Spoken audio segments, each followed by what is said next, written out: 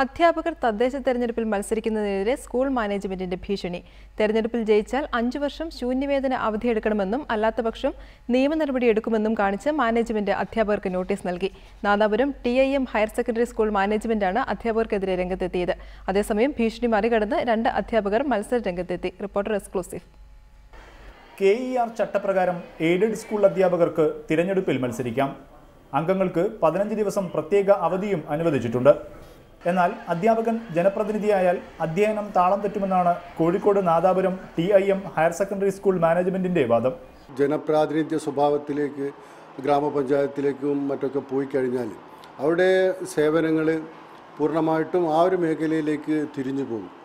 അങ്ങനെയുള്ളൊരു സാഹചര്യം ഉണ്ടായാൽ അത് സ്കൂളിൻ്റെ സുഗമമായ നടത്തിപ്പിന് തകിടം മറിയുന്നൊരവസ്ഥ ഉണ്ടാകുമെന്ന് മനസ്സിലാക്കിയിട്ടാണ്. ജയിക്കുന്ന അധ്യാപകർ 5 വർഷം ശൂന്യവേതന അവധിയെടുത്തില്ലെങ്കിൽ നിയമ നടപടിയെടുക്കുമെന്ന് കാണിച്ച് മാനേജ്മെന്റ് അധ്യാപകർക്ക് നോട്ടീസ് നൽകി. എന്നാൽ മാനേജ്മെന്റ് ഭീഷണി അധ്യാപകർ തള്ളി. പ്രത്യേകിച്ച് ഒരു രാഷ്ട്രീയ രംഗത്തുള്ള ഒരാൾ, പൊതുപ്രവർത്തന രംഗത്തുള്ള ഒരാൾ എന്ന് പറയുന്നത് അയാളൊരു കാലിബറുള്ള ആളായിരിക്കും. അയാൾക്ക് ഇത് രണ്ടും സംയോജിപ്പിച്ച് കൊണ്ടുപോകാനുള്ള കഴിവുണ്ടായിരിക്കും. അങ്ങനെ ഒരു പ്രയാസം അക്കാദമി രംഗത്ത് ഇതുപോലെ അക്കാദമി രംഗത്ത് ഇതിലും വലിയ ഗുരുതരമായ ഒരു ഒട്ടനവധി വിഷയങ്ങളാണ്. സ്കൂൾ അധ്യാപകരായ മണ്ടോടി ബഷീർ, ആനേരി നസീർ എന്നിവർ നാദാപുരം ബ്ലോക്ക് പഞ്ചായത്തിലേക്ക് മത്സരിക്കുന്നുണ്ട്.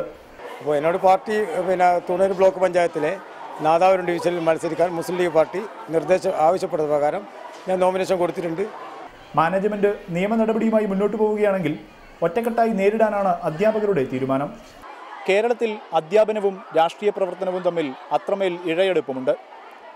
അധ്യാപകനില്ലാത്ത രാഷ്ട്രീയ പ്രവർത്തനം സാധ്യമാണോ എന്ന ചോദ്യം വലിയ ചർച്ചകൾ ആവശ്യപ്പെടുന്നുണ്ട്. നാദാപുരം ഹയർ സെക്കൻഡറി സ്കൂളിൽ നിന്നും ക്യാമറമാൻ മിജേഷ് അമ്പാടിക്കൊപ്പം KM ഷഹീദ്, റിപ്പോർട്ടർ.